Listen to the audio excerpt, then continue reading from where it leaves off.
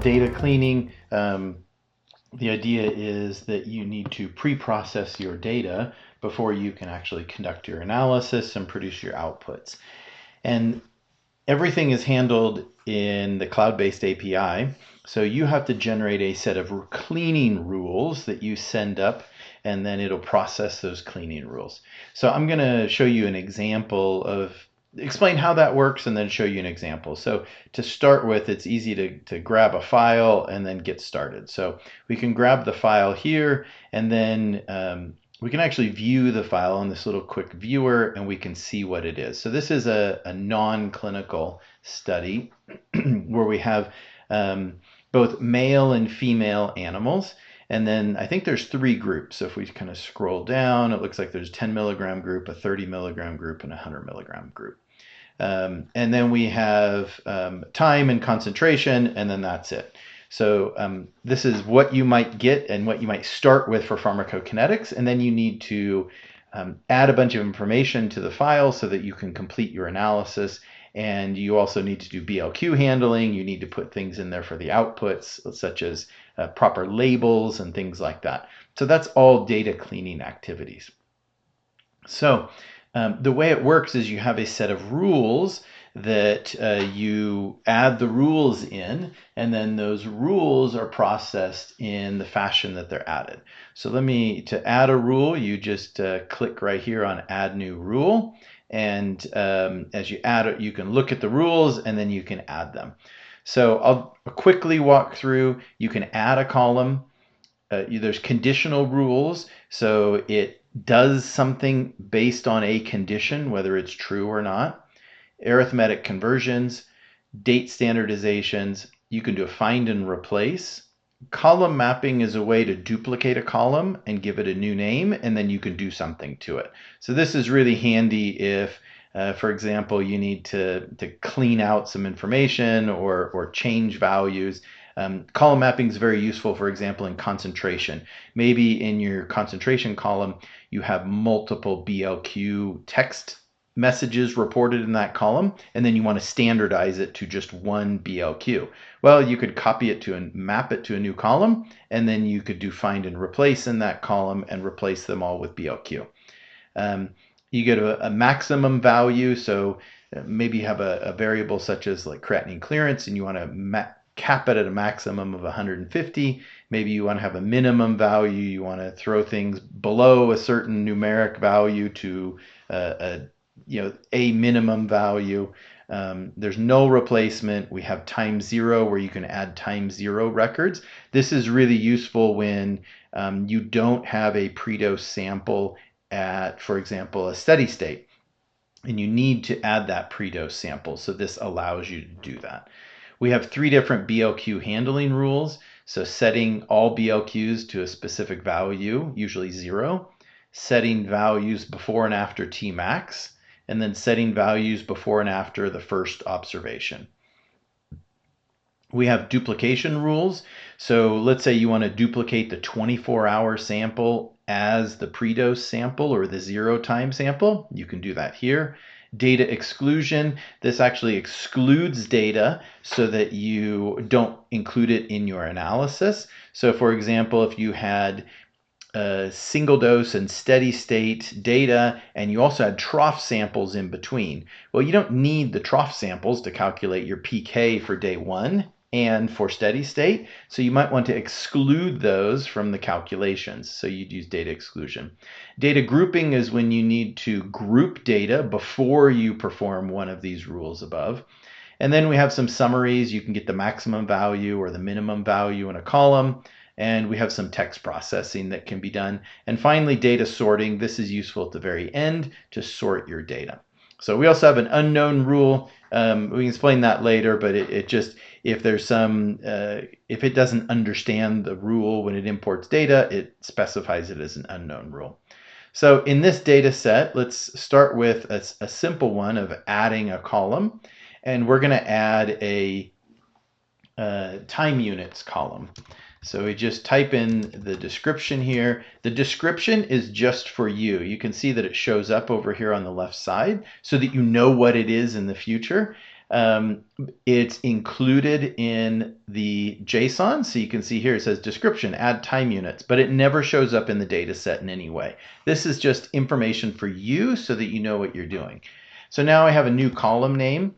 Now, column names, we do support spaces. I don't think it's a good idea to include spaces, so I always include an underscore where a space would go. And I'm going to use HR. Actually, I'm going to use H for my value.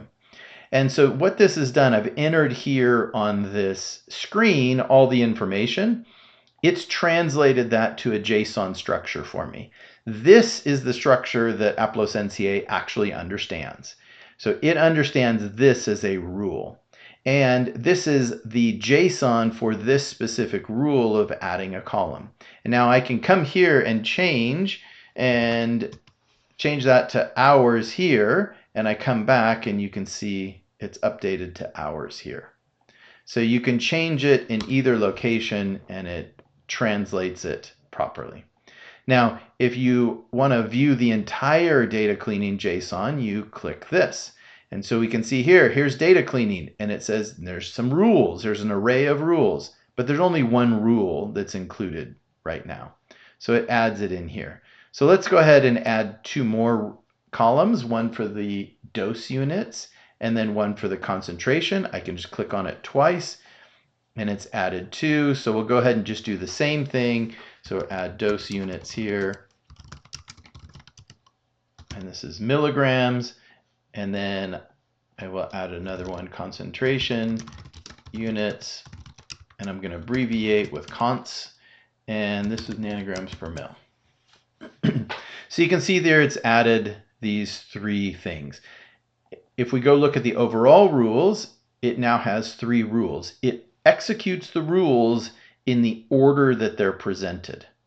So if we wanted to change this and for some reason add concentration units first, you could just click this up arrow here and do that. Or we can actually grab it and drag it, and you can see it's green right there. That means this is going to go here and everything's going to move down.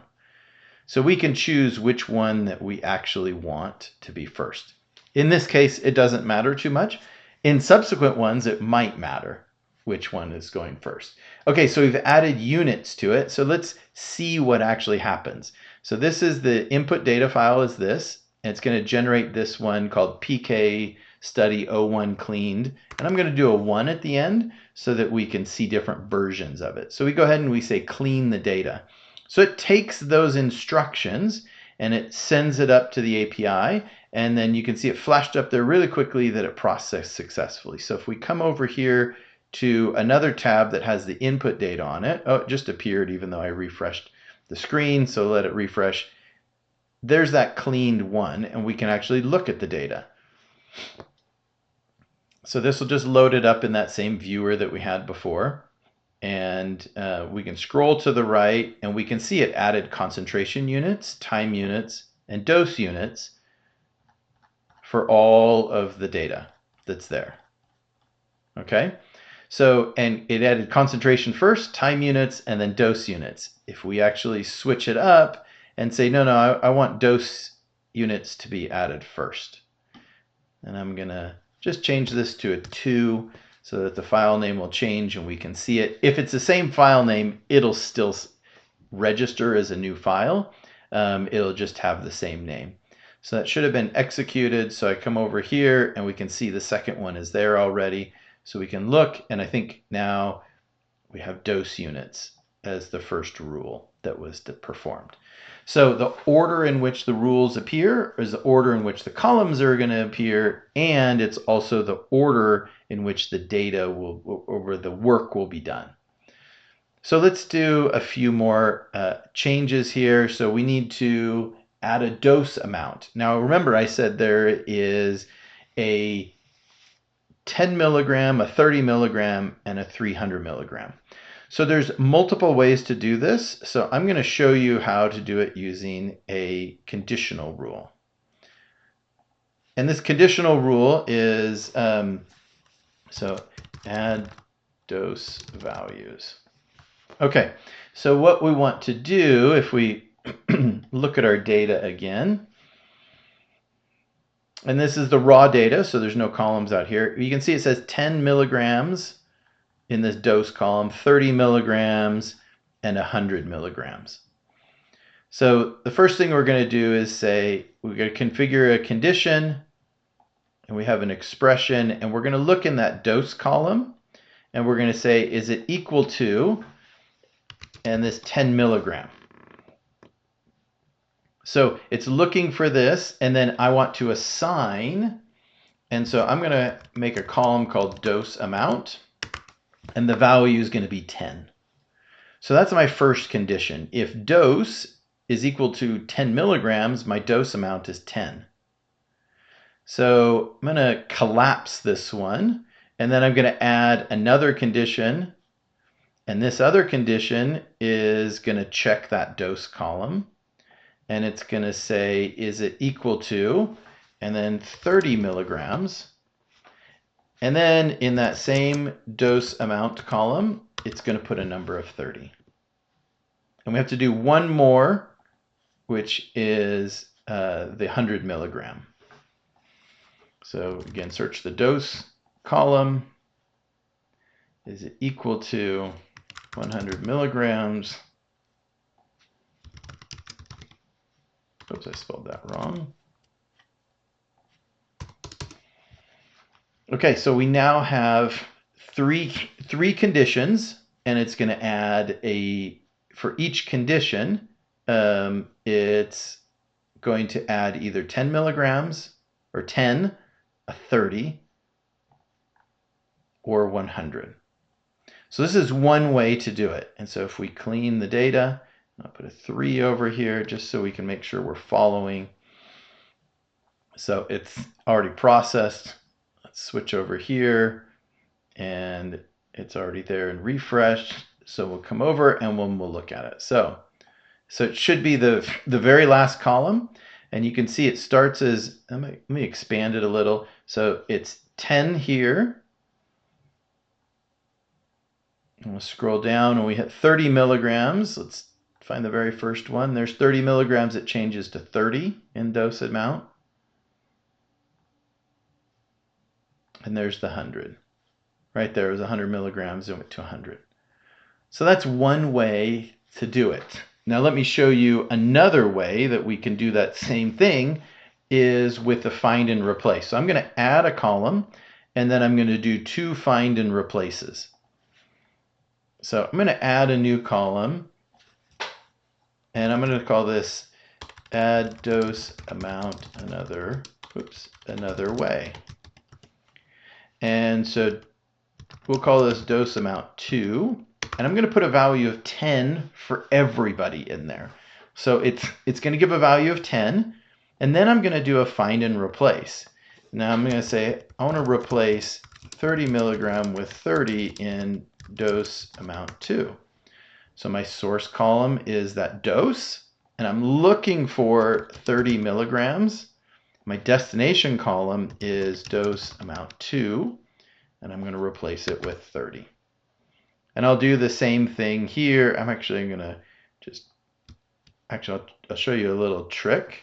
If we come in here and just grab that text there, so I've copied all that, and I come in here, I'm just going to switch over to the JSON. I'm going to come in here and I'm going to paste it, and then I'm going to update this to 100, 100, and then I'm going to search for 100, and my value is going to be a 100. And I come back here to the inputs, and I can see everything is changed. So now we can run this, and we should get 2 columns that actually I'm going to show you one more just for fun, an arithmetic conversion. And so in this arithmetic conversion, we're going to take the source column and we're going to take dose amount, that's the first one, and compare doses. And we're going to divide that by dose amount 2. So we're going to take the dose amount column, and we're going to divide it by dose amount 2, and the output we're going to put into compare doses. So it should be a 1 if they're identical. So let's go ahead and clean that data. So it says it was processed successfully. Oh, it's named 3, so I forgot to change the number. So it'll show up as a new file. You can see there's 2 files named 3, but they're actually distinct IDs. So it's not going to overwrite. It's always going to create a new version. So let's expand here. We have dose amount and dose amount 2, and then that comparison is going to be 1. And we get down to, there's the 10s, and I get into the 30s, it's still 1 for the ratio, and then hundreds, it's still 1 all the way through. So you can see that there's multiple ways to do the same thing when you're doing this. So I'm going to go ahead and I'm going to delete these. We don't really need the 2 dose columns. So we got the dose amounts, and those are done. And then we want a treatment column. So maybe in the treatment column, we'll do the treatment column with that find and replace. So we're going to add a column with treatment, and we're going to do 2 find and replaces.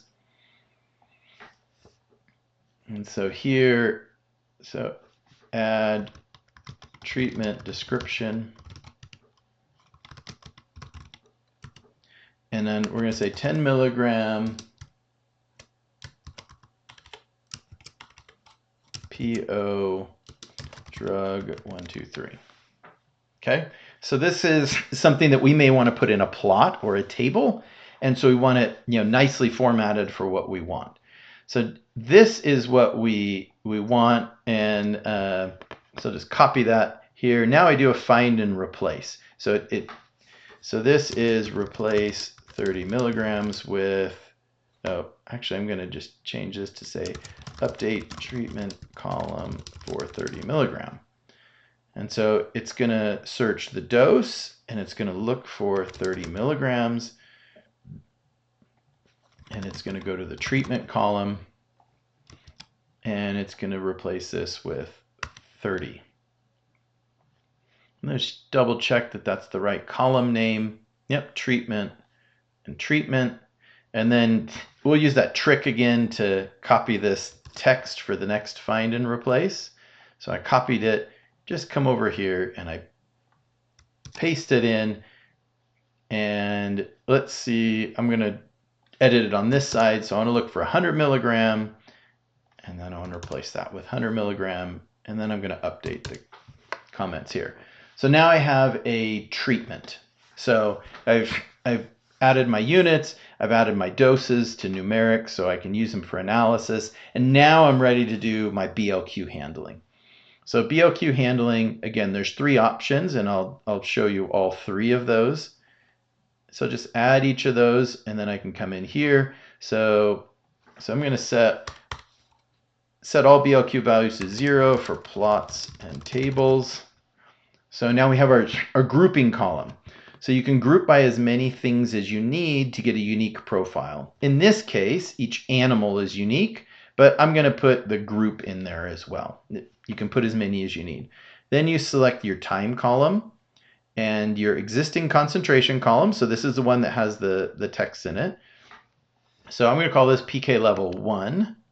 And it's, what's the BLQ text? Not sure, so I'll flip back here and look. Oh, it's BLQ. Okay, so it has a BLQ text. Perfect. So the BLQ text I'm going to find is BLQ, and then I'm going to impute a 0 for all those plots and tables. Now you'll notice you can't edit the JSON here because BLQ handling is actually a complex process. It has to do lots of things to do this. So it's going to generate JSON for you, but you can't edit it directly. So if we come up to these JSON rules, here it is. It's this one here. Actually, let's see. It hasn't quite updated yet, but it's got a grouping, and it's got my animals in my group, and it's got all this sort of stuff in here. So it's set all this for us that it's a much more involved, and so we don't allow you to edit the JSON directly here. So now we're going to go to this before and after Tmax. So again, we'll choose animal and group, and we choose time again. We choose existing concentrations. We'll call this one PK level 2. And we're looking for the BLQ, and before Tmax, is 0, and we leave it missing after Tmax. So just empty. And then the last one is before and after first observation. So we'll do animal and group, time. It's pretty much the same. We're going to call this PK level 3. So before the first observation, it's 0, then it's missing, and the text we want to find is BLQ. So now if we go ahead and we actually clean this data, I'm going to move this to a 5 because I skipped the 4th one. We'll go ahead and clean this data. So it sends all these rules up in this order, and then it's done. And you can see how fast it is. I mean, it's a matter of a few seconds to do it. And now we can look at the data. And I'm going to expand this, make it full screen, and so we can see everything that we've done. So we've added the units here. We've added a dose amount. We've added a treatment label that'll be nice in our plots and in our tables. And then we have PK level 1, PK level 2, and then over here is PK level 3. So PK level 1 is the replacement with zeros for everything. PK level 2 required us to know when the Cmax was, and then it's a flag. So what was the Cmax? Well, the Cmax was 60.51 for this subject and 62.07. So then it does a flagging procedure that it does a 0 before Tmax, a 1 at Tmax, and then sequential numbers after that. So you know when Tmax occurs is this location. So before Tmax, it's going to impute zeros. After Tmax, it's going to impute missings. Now the last one was before and after the first observation. So we have a different flag. We call it the BLQ flag. So the BLQ flag, it's a 0 before a measurable observation. It's a 1 at the first measurable observation, and then it's a 2 thereafter. So you can see here, there's a 0, and then there's missing. And you can scroll through and see that. Now, in this case, PK level 2 and PK level 3 are identical because we don't have, before Tmax and before the first observation end up giving the same output, even though the rules are subtly different from one another. But I'll minimize that. But now your data set is ready for analysis. So you could actually go ahead and run your analysis, and you're ready to go. Alternatively, you can grab this and you can download the JSON file to your computer. And so I can open this up with just any text editor will work. And I'll bring this to the screen down here, and you can see these are the data cleaning rules that you can import in. So you could prepare your data cleaning rules ahead of time, and then you could just directly import it in for the analysis. And so it's built all that with the user interface, but these are the rules that the computer understands, or that Aplos NCA understands, to run your analysis. Now, if you wanted to import something, you would actually click this Edit JSON, and now that Import JSON button becomes available, and you can go ahead and you can choose a JSON file to import. Now, we don't want to import, so we'll just go back to view only, and we'll close this. You can also copy it to the clipboard, and then you can paste it into a text file if you wanted. So that is how you use the data cleaning tool in Aplos NCA to clean your data.